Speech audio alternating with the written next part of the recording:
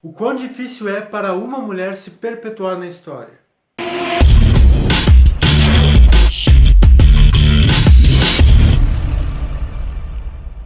Antes de tudo, eu quero aqui deixar o meu feliz Dia Internacional da Mulher. Eu sei, eu tô atrasado. Que é o que me motivou a fazer esse vídeo. E não, eu não vou aqui falar sobre uma fábrica onde morreram mulheres queimadas e nem vou falar da importância de dividir tarefas em casa. Até porque de obviedades o mundo tá cheio, né? Vamos combinar. Hoje eu quero falar sobre como é foda ser mulher nessa vida. Bem, nenhum movimento tem o direito ou a liberdade de falar por mim. Eu apenas falo por mim mesmo. O Alisson com certeza merece respeito às suas opiniões, não apenas pela sua liberdade de expressar, mas também porque eu, pessoalmente, admiro e respeito muito as opiniões dele. Se tem uma coisa que esses grupos, esses movimentos não têm, é a liberdade de falar por mim. E é por isso que eu me posiciono pessoalmente a favor da liberdade do Alisson sim dar a sua opinião sobre qualquer assunto que ele quiser. Tá, mas digamos que vocês queiram sim um aval.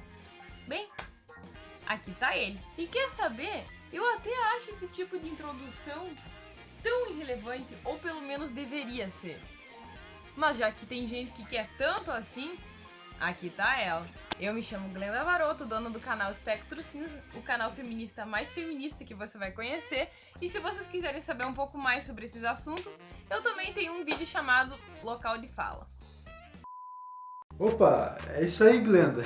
Realmente, até porque se a gente se apegar muito na identidade de quem tá falando e menos no conteúdo da sua fala, a gente vai acabar fomentando só mais sectarismo, não é mesmo? Mas bem, se você é um internauta compulsivo que nem eu, já deve estar acostumado às questões de gênero sendo cada vez mais debatidas na internet e cada vez mais espaço sendo dado às mulheres, tanto para debater questões relativas ao aborto, à disparidade salarial, à violência doméstica e entre outros assuntos. E se esses assuntos estão em voga atualmente, não é sem motivo. A história nos conta que a maioria das mulheres que são lembradas hoje em dia, para não dizer todas, tiveram de superar problemas relacionados ao seu gênero. Em outras palavras, problemas relacionados ao simples fato de serem mulheres.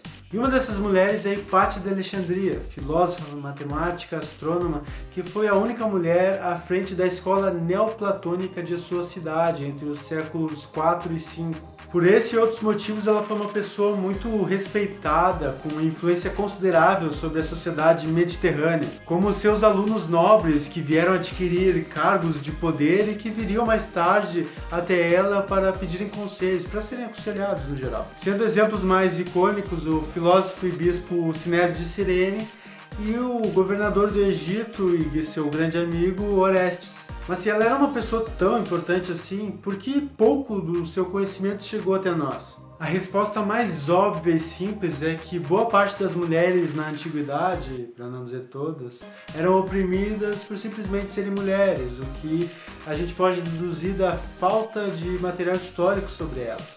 Aliás, a própria escassez de fontes históricas sobre Hipátia e o desaparecimento de todas as suas obras não deixam dúvidas sobre o quão censurável deve ter sido a sua realidade. Ou então realidades posteriores nas quais outras gerações tiveram de posse de suas obras. E as razões disso podem ser indicadas pela ideologia que permeou desde a antiguidade e de certa forma permeia ainda a sociedade e o mundo global, que é a ideologia do patriarcado. Eu sei, o termo tá batido e quem fala nisso geralmente acaba sendo visto como esquerdista e irrecuperável.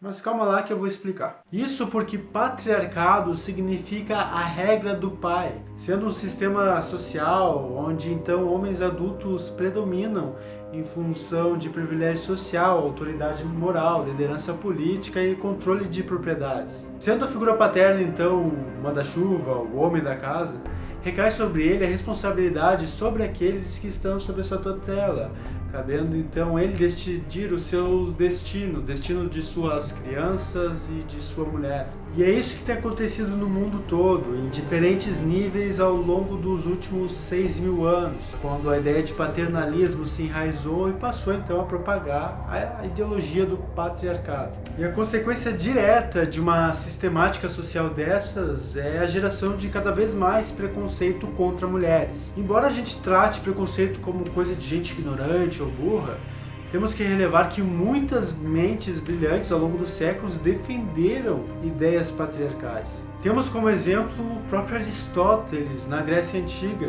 que retratava as mulheres como moral, intelectual e fisicamente inferiores aos homens, considerando as mulheres como propriedade dos homens e vendo nelas o papel social de reproduzir e ficar em casa, servindo ao bel prazer desses homens. Além do Aristóteles defender a dominação masculina sobre as mulheres como algo virtuoso e até mesmo natural, ele entendia que a virtude do feminino, a virtude das mulheres, ao menos no livro Política, era simplesmente ser calado. Silêncio é uma glória feminina.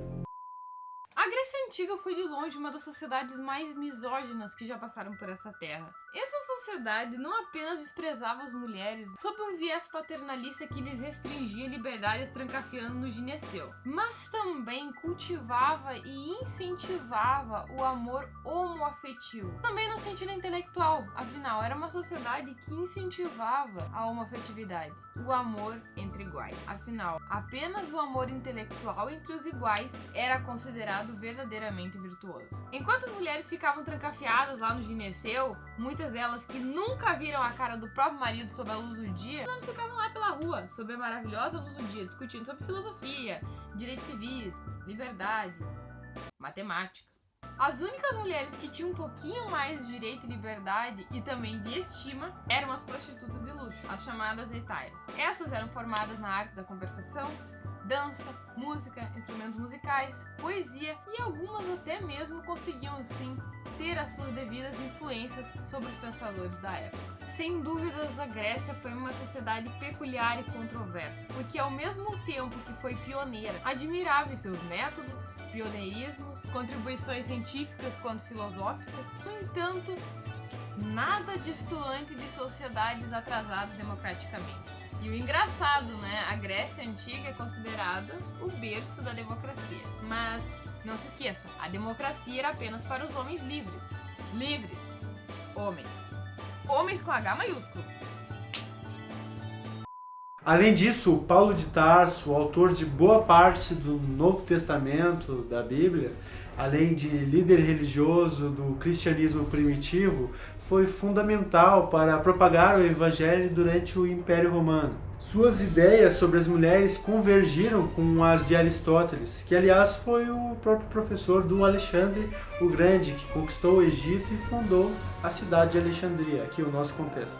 E aqui temos o retorno de nossa filósofa, Hipátia. Não fosse pelos pouquíssimos registros da sua existência, a tese patriarcal poderia estar à frente com a ideia de que poucas mulheres, ou nenhuma mulher, atuou em atividades filosóficas na antiguidade, confirmando assim a sua inferioridade. O excelente filme espanhol Ágora, que aqui no Brasil foi nomeado de Alexandria, retrata de uma forma romanceada e muito interessante a vida da Hipátia, mostrando conflitos religiosos entre cristãos, pagãos, judeus, e também evidenciando a ascensão do patriarcado cristão em Alexandria. No filme nós podemos ver que o contexto multicultural possibilitou a Hipátia a inserção em espaços públicos que não eram tipicamente concebidos às mulheres na antiguidade. E já que ela era uma mulher de etnia mista, ela pôde escolher os padrões pelos quais seguir, sejam egípcios ou gregos, sem a intervenção romana, que tinha como tradição que transações e compras por parte de mulheres deveriam ocorrer com o auxílio de algum guardião homem, e a Hipátia era livre disso. Não seria melhor agradá-lo? Eu? Como? Dando a ele a mão de sua filha. Ou você não tem planos de casá-la? Hipátia sujeitando-se a um homem, sem liberdade para ensinar, ou mesmo de dar sua opinião? A filósofa mais brilhante que eu conheço, tendo que abrir mão da ciência? Não, isso seria a morte para ela. Na verdade, a Hipátia era tão preocupada com a sua liberdade que quando ela era perguntada sobre por que jamais se casara, por que não se casava, ela respondia que ela já havia se casado com a verdade, ao ponto de ela ter permanecido virgem e rejeitado um candidato mostrando um pano a ele com a sua menstruação, demonstrando que não havia nada de belo no desejo carnal. Isto é para você.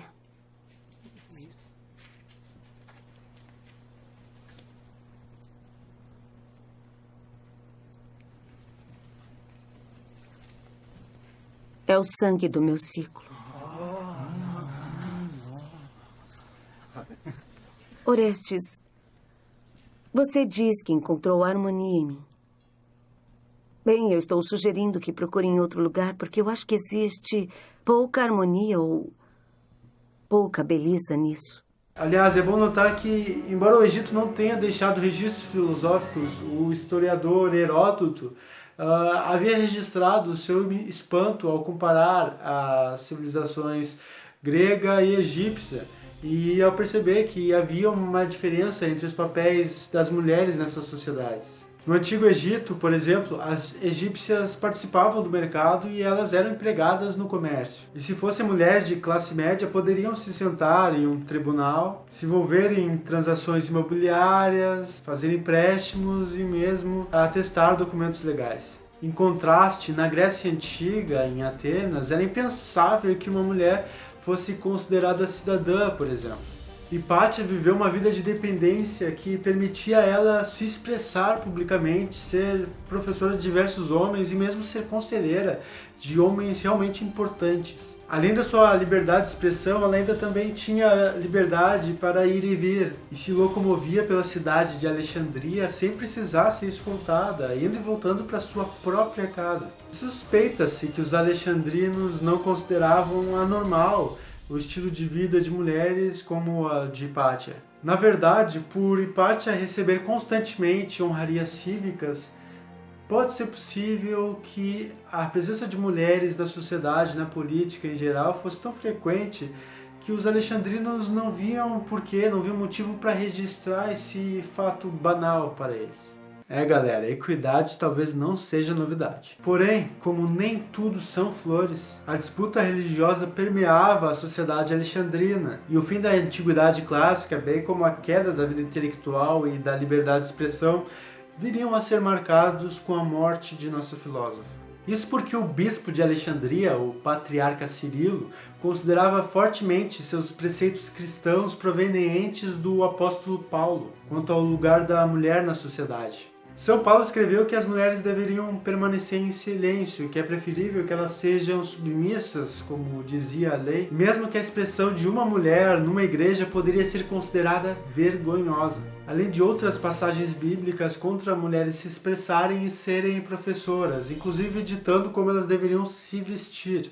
Leitura da primeira carta de Paulo a Timóteo. Quero, pois, que todos os homens levantem mãos santas em oração, sem ira, nem disputas.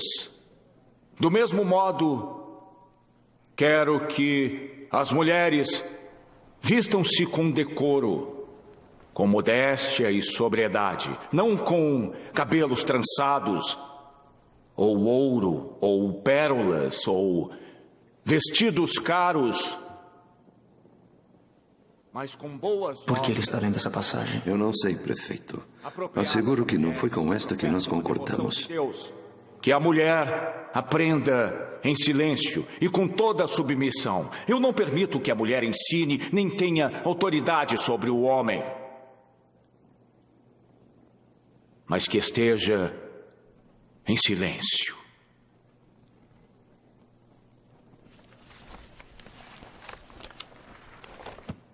Esta é a palavra de Deus.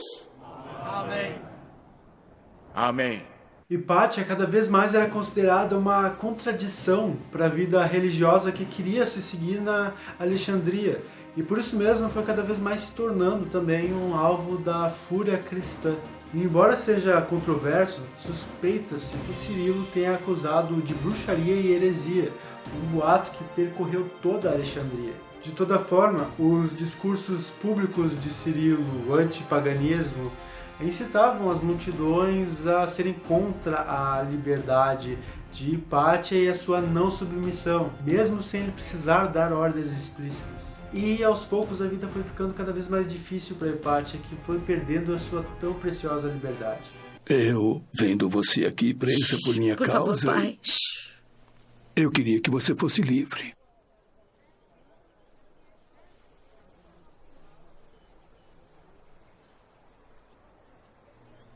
Eu sou livre.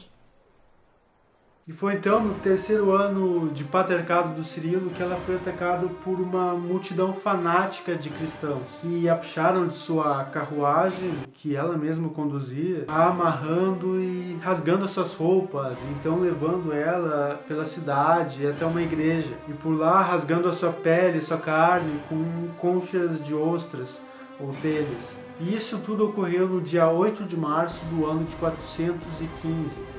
Sim, o que a gente considera Dia Internacional das Mulheres atualmente. Mas que triste ironia. A partir de então, passou a ser proibida qualquer manifestação religiosa que não fosse cristã na Alexandria. Bem como a morte de Hipátia serviu de exemplo para que as mulheres da época reconhecessem o lugar que a elas era destinado, o silêncio. Cerca de um ano após a morte da Hipátia, a mais famosa biblioteca da antiguidade, a Biblioteca da Alexandria, foi destruída por completo, destruindo assim a quase totalidade de obras e conhecimentos adquiridos até aquele período. E como disse o Carl Sagan sobre o caso, é como se toda uma civilização tivesse passado por uma cirurgia cerebral radical auto-infligida para que a maioria de suas memórias, descobertas, ideias e paixões fosse irrevogavelmente eliminada. A destruição e queima da Biblioteca de Alexandria, calando milhares de vozes e filosofias não conhecidas, bem como atrasando o progresso científico, talvez tenha sido a pior perda intelectual da história da humanidade. Hipátia, que cerca de um milênio antes da física moderna chegou a flertar com o heliocentrismo, que eu expliquei brevemente no meu vídeo anterior, que foi a primeira mulher a ser documentada na história como matemática e que ajudou a aperfeiçoar o astrolábio, que foi muito importante para as grandes navegações nos períodos mais atuais da modernidade, além de diversos outros feitos, como, por exemplo, provavelmente ter sido a primeira a levantar a possibilidade de que a Terra não andava em círculos, mas em uma elipse. Hipátia, que merecia reconhecimento por tantos feitos para uma só vida, teve seus restos mortais queimados, suas obras destruídas e seu nome esquecido, servindo então para dar início ao período medieval, que se dissiparia apenas 1000 anos mais tarde, com o Renascimento e o resgate das ideias de liberdade. O patriarca Cirilo, por sua vez, foi canonizado e tornado santo. E desde então, o dia 8 de março, além de nos lembrar do valor que devemos dar às mulheres, também marcou o fim de uma história rica e que poderia ter dito muito mais a todos nós se não fosse calada pelo desejo insano por uma unidade coletiva. Então, pessoal, mais um vídeo aí pronto para vocês, falando sobre essa personagem incrível que foi Hipátia de Alexandria, a primeira filósofa de que falo aqui no canal. Aliás, eu ando querendo fazer mais vídeos assim, falando sobre filósofos, os seus contextos, as suas ideias. Talvez uma série sobre a história da filosofia, quem sabe? Enfim, eu não sei. Comenta aí embaixo se você acha que é uma boa ideia ou não. Enfim, quero sua opinião sobre os próximos vídeos, o que eu devo fazer aqui no canal. E bom, eu quero dizer que existem muitas mulheres que precisam ter suas histórias contadas e suas descobertas, sejam científicas ou filosóficas, evidenciadas. Conhecer essas mulheres e conhecer especialmente as suas ideias é importante por pelo menos duas razões. A primeira é que nos ajuda a ter uma ideia sobre as dificuldades de ser mulher, nos estimulando então a questionar essas opressões que mulheres sofrem e também nos lembrando do quão difícil e por que é tão difícil descobrir mulheres na história. A segunda razão é que nos faz perceber que se mulheres estiveram nas sombras dos homens durante muito tempo, não foi por vontade delas, não foi porque são incapazes, mas por um conjunto de fatores que ceifavam a sua liberdade para poder voar. Mulheres não são apenas um dado estatístico na sociedade, algo como 50% ou mais da população. Mulheres são proativas na construção da nossa civilização e não meros agentes que precisam ser orientados por outros agentes. Se hoje elas tomam os meios de comunicação e evidenciam e alavancam suas vidas profissionais, é porque estamos percebendo a importância de sua expressão, seja para que elas defendam as causas feministas, seja para que elas se prostrem contra os movimentos sociais, que por vezes erram em suas abordagens, é normal. E se há milhares de anos mulheres como Hipátia foram tão ativas e necessárias para a sociedade como um todo, em períodos que julgamos ser atrasados para os nossos padrões de liberdade, como podemos tolerar que problemas tão parecidos com os daquela época ainda estejam presentes de alguma forma na nossa civilização global? Bom, eu não sei vocês, mas toda a resposta surge de uma pergunta. E é por isso que a filosofia é tão importante e indispensável. Por que então esta Assembleia deveria aceitar o conselho de alguém que abertamente não acredita em absolutamente nada? Eu acredito na filosofia. Se você gostou desse vídeo, então se inscreva aí no meu canal, deixa sua curtida, compartilha com os teus amigos e também deixa um comentário aí me dizendo o que achou, se gostou ou não, essas coisas. E se você gosta do meu canal, do que eu tenho feito até agora e quer me ajudar a postar com mais frequência e ainda mais qualidade de áudio, som, enfim, então você pode ser o meu apoiador. É só acessar apoia.c/Alisson, aqui esse linkzinho, e então fazer o seu investimento e eu prometo que eu vou dar um bom retorno. Ah, e não esqueça que se queremos mais equidade, as pessoas devem ser livres para se expressar, independente das suas ideias. Por isso, se inscreva também no canal da Glenda Varoto, o Espectro Cinza, e conheça mais do que essa grande mulher tem a dizer. É sério, vale muito a pena. Então é isso, pessoal. Eu sou o Alisson Augusto e nos vemos no próximo episódio.